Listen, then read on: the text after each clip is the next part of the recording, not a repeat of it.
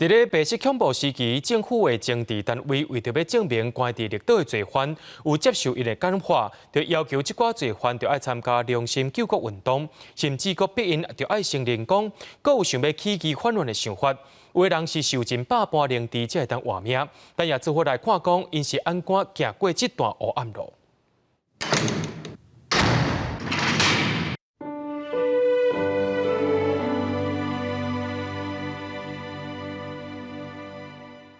幸亏国家图书馆5当前出版的《台中政治受难者口述访问册》，罗丰迪讲起1949年和林仁秀等人加入台湾民主自治同盟读册会，被政府认定是共产党的外围组织。1951年半暝啊，警察无拘捕证，就把罗丰迪对厝内带走。但这个囡仔是，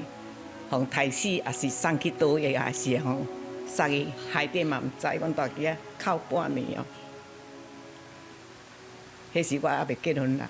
罗丰迪互偷偷逮捕，唔拿厝内的人袂食袂困，伊家己伫咧家的日子也受尽折磨。伊先伫咧台北台湾省保安司令部保安处，互以粗残的方式逼口经。1953年，互送去绿岛新生训导处，因为唔愿配合一人一事良心救国运动，又搁被送转去台北保安处受酷刑。意思讲要叫身体顶面甲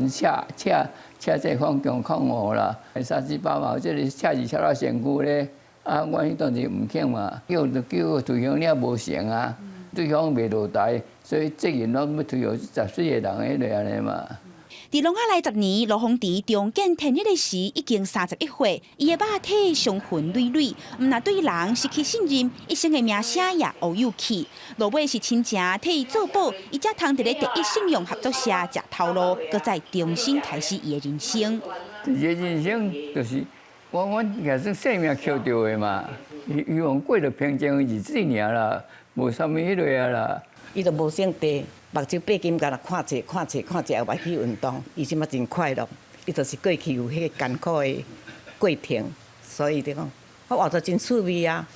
罗丰迪的牵呢笑讲，准若梅兰婆伫咧牵线时，甲伊讲罗丰迪捌是政治犯，伊绝对袂嫁互伊，因为实在是无法度忍受政治单位三不五时就亲门大户来厝的问东问西，